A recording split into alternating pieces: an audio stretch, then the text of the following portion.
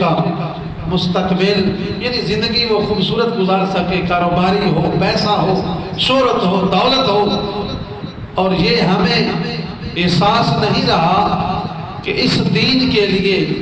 میرے اور آپ کے آقا نے طیف کی وادیوں میں پتھر کھائے تھے.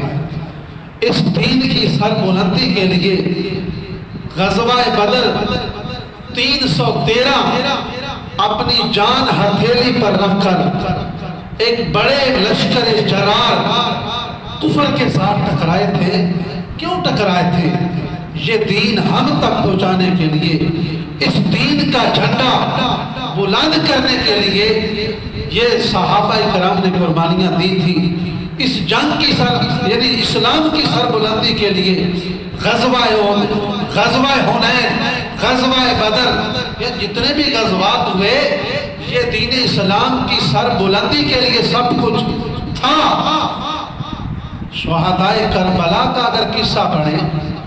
اسلام کے لیے ہی امام علی مقام نے،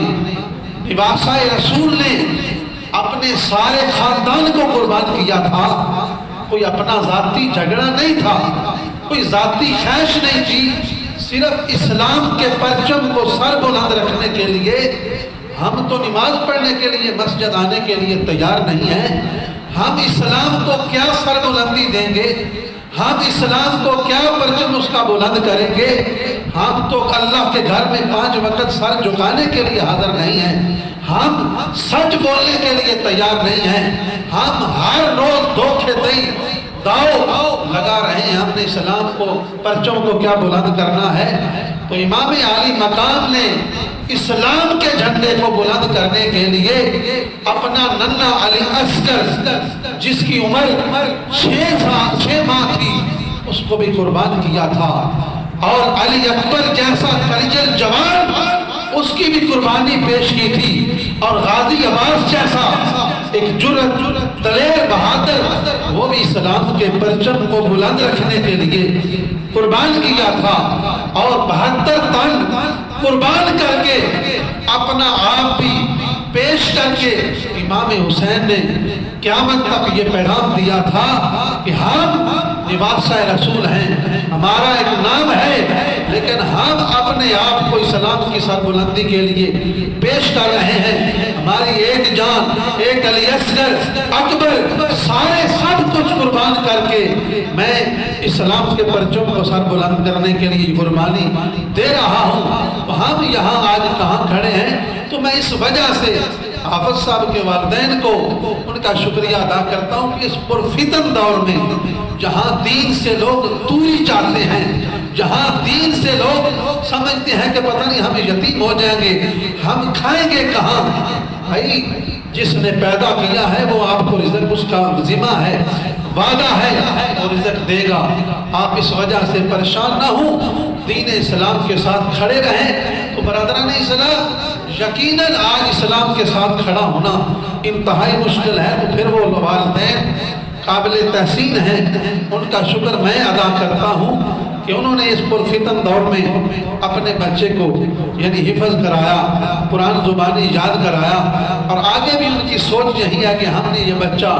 دین کے لیے جو ہے وہ اس کو وقف کیا ہے، یہ دین سیکھے، آگے سیکھ کر جو ہے وہ پھیلائے. ہر بندے کی خواہش ہے کہ میرا اچھا کاروبار ہو، میری اچھی یعنی پراپرٹی ہو، میرے پاس دولت ہو. لیکن دنیا میں ایسے مسلمان، ایسے نیک پاک لوگ بھی ہیں جو کہتے ہیں کہ ہماری عزت ہو یا نہ ہو، ہمارے پاس دولت ہو یا نہ ہو، لیکن اسلام کی عزت جو ہے وہ برقرار رہے، اسلام کا پرچم برقرار رہے. میں پہلے بھی ایک مثال کے لیے بات آپ کے سامنے کرتا تھا، آج بھی کر رہا ہوں کہ حضور ضیاء الامت جسٹس پیر محمد کرم شاہ اس دین کی سر بلندی کے لیے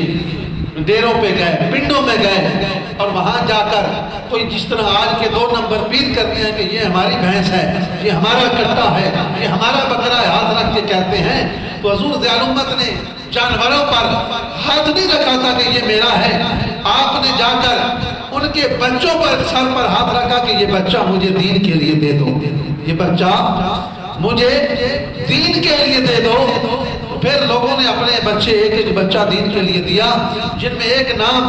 علامہ حافظ خان محمد نوری صاحب جو چند سال پہلے وفات پا گئے ہیں، ان کے بارے میں حضور ضیاء الامت کے لخت جگر امین الحسنات شاہ صاحب، انہوں نے جب بڑھاپے کی عمر آ گئی، ضعیف ہو گئے، وہ چیئر پر بیٹھ کے یعنی جو ہے وہ قرآن اور حدیث پڑھانے کے لیے مسجد میں آتے، چل نہیں سکتے تھے، طلباء اٹھا کر ان کو لاتے تھے اور وہ 250 کی کلاس کو بیٹھ کر دورہ حدیث شریف کی جو ہے وہ کلاس پڑھاتے۔ تو ایک دن امین الحسنات شاہ صاحب نے کہا کہ استاد محترم اگر اجازت دو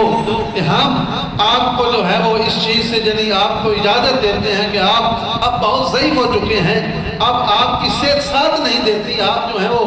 یعنی یہ جو ہے وہ اتنی تکلیف نہ اٹھایا کریں، یہاں پڑھانے کے لیے آتے ہیں، آپ بس ہمارے لیے دعا کیا کریں، ہم آپ کی خدمت کریں گے۔ تو جب یہ بات حافظ خان محمد نوری، وہ ضعیف جن کی ٹانگیں جو پر اپنی ٹانگوں پہ وہ کھڑے نہیں ہو سکتے تھے، میں نے ان کی زیارت کی ہے، تو وہ استاد ان کی آنکھوں سے آنسو جاری ہو گئے اور کہا کہ آپ اور کوئی بات مجھ سے کہہ لیں امین الحسنات شاہ صاحب، آپ یہ مجھے نہ کہیں کہ آپ جو ہے وہ نبی پاک کی حدیث پڑھانا چھوڑ دیں۔ آپ نے فرمایا کہ میں نے اپنے شیخ سے، اپنے مرشد حضور ضیاء الامت سے یہ وعدہ کیا تھا کہ خان نوری کی جب تک سانس چڑھتی ہے نا، تب تک خان نوری یہ میرے مرشد کریم حضور ضیاء الامت سے وعدہ کیا تھا کہ میں نے کہ جب تک میری سانس چلتی ہے میں آپ کے ساتھ وعدہ کرتا ہوں کہ میں مرنے تک یعنی اس دنیا سے جانے تک میں قال رسول اللہ صلی اللہ علیہ وسلم حضور کی حدیث جو ہے وہ پڑھاؤں گا، یہ وعدہ میں نبھاؤں گا۔ برادران اسلام، اور انہوں نے پھر نبھایا، اور پھر حضور ضیاء الامت نے ایسے حضور ضیاء الامت کے لخت جگر امین الحسنات شاہ صاحب نے فرمایا کہ ایسے لوگوں پر فرشتوں کا تقدس قربان جو ہمارے ساتھ جو ہے وہ یہ شکوہ نہیں کرتے کہ ہماری تنخواہیں جو ہیں وہ بڑھاؤ، ہماری گزر بسر نہیں ہوتی یا اور کوئی چیز یا ہمارے پیریڈ کم کر دو، وہ اس لیے ہمارے ساتھ نہیں جھگڑتے ہیں تو صرف اس لیے کہ ہمیں یعنی حدیث پڑھانے سے جو ہے وہ ہمیں منع نہ کیا جائے، ہم آخری سانس تک پڑھائیں گے۔ تو ایسے لوگ جو ہیں وہ دنیا میں ابھی بھی زندہ ہے اور خدمت جو ہے وہ تھوڑی تھوڑی تنخواہوں پر وہ دین مدین کی خدمت کر رہے ہیں۔ جہاں آج دین پر چلنا انتہائی مشکل ہو گیا ہے، وہاں جو ہے وہ تھوڑی تھوڑی تنخواہوں پر آج بھی اسلام کے پرچم کو اٹھا کے کھڑے ہیں، تو یقیناً ان کے جو ہے وہ شان پر